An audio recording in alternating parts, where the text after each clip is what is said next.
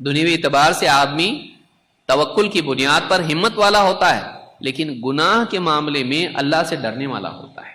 کہیں کچھ ایسا مجھ سے نہ ہو جائے کہ میرا رب مجھ سے ناراض ہو کر مجھ کو دنیا میں بھی سزا دے اور آخرت میں ناکام کر دے.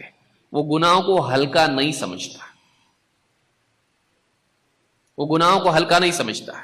عبداللہ ابن مسعود رضی اللہ تعالیٰ کیا کہتے ہیں؟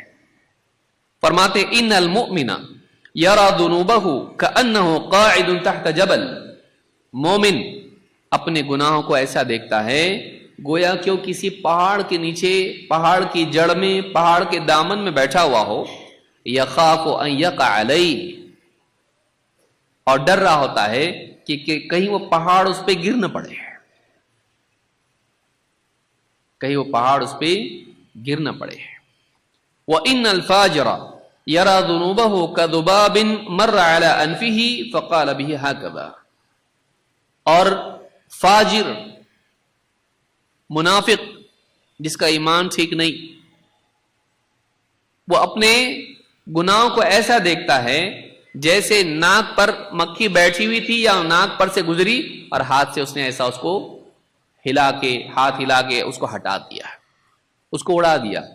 ناک پہ مکھی بیٹھی ہوئی تھی، بس اس نے اڑا دی. لائٹ اس کو اتنا لیتا ہے. تو یہ امام البخاری نے اس کو روایت کیا ہے. عبداللہ ابن مسعود رضی اللہ تعالیٰ کے اس قول کے مطابق مومن گناہوں کو پہاڑ جیسا سمجھتا ہے، اور منافق، فاجر جس کا ایمان کمزور ہو یا بگڑا ہوا ہو، وہ اپنے گناہوں کو مکھی کی طرح دیکھتا ہے. مکھی کی کیا حیثیت ہے؟ ناک پہ بیٹھی اڑا دی، کیا بگاڑ لے گی میرا؟ کیا نقصان ہے اس کے اندر؟ کاٹ بھی نہیں سکتی ہے. شہد کی مکھی ہو تو اور بات، ڈنک مارے گی. مکھی، عام مکھی کیا کرے گی؟ بس بیٹھ ہی اڑا دیا اس کو. وہ ایک چھوٹا سا نوئسنس اس کو سمجھتا ہے، ہلکی سی انکنوینئنس ہے وہ بس. لیکن مومن گناہوں سے ڈرتا ہے. اسی لیے آپ دیکھیے پہاڑی علاقوں میں جب آدمی گاڑی لے کے جاتا ہے، نئے نئے لوگ جب جاتے ہیں وہاں سے تو ڈر رہے ہوتے ہیں کہیں ٹوٹ کے پتھر گرے گا تو نہیں اوپر سے.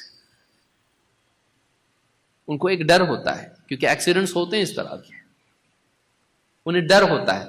تو کبھی بھی میرا گناہ، اس کا وبال مجھ پر آ سکتا ہے.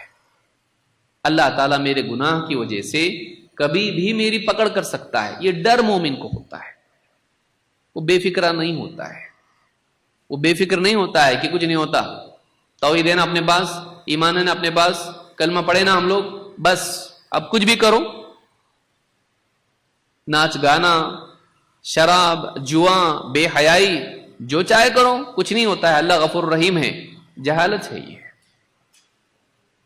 اللہ تعالیٰ نے ایمان والوں کو ڈرایا ہے. ایمان آنے کے بعد تو ڈر آنا چاہیے، بے فکری نہیں. یا ایھا الذین آمنوا اتقوا اللہ ولتنظر نفس ما قدمت لغد واتقوا اللہ. 2 بار اللہ نے کہا ہے اے ایمان والو اللہ سے ڈرو. تم میں سے ہر ایک دیکھ لے کہ وہ اپنے کل کے لیے کیا آگے بھیج رہا ہے، کون سے اعمال آگے بھیج رہا ہے. واتقوا اللہ، اور اللہ سے ڈرو. ان اللہ خبیر بما تعملون، اللہ تعالیٰ کو خبر ہے جو کچھ تم کرتے ہو. اس ایک ٹکڑے میں 2 بار اللہ نے کہا واتقوا اللہ واتقوا اللہ. یا ایھا الذین آمنوا اتقوا اللہ، اللہ سے ڈرو. پھر آخر میں کہا اللہ سے ڈرو. ایمان والے کو اللہ سے ڈرنے والا ہونا چاہیے، بے فکرہ نہیں. یہ ہم میں سے کتنوں کی زندگی ہے، ہم اس بھرم میں پڑے رہتے ہیں اپنے پاس توحید ہے اور توحید کی بنیاد پر ہم جنت میں جائیں گے چاہے کتنے ہی پاپ کیوں نہ ہو جائے. اور بعض احادیث اس باب میں ہمارے لیے آزمائش بن جاتی ہیں. ان کا غلط فہم ہمارے لیے بے فکری کا دروازہ کھول دیتا ہے. صحابہ ڈرنے والے لوگ تھے، صحابہ ڈرنے والے لوگ تھے.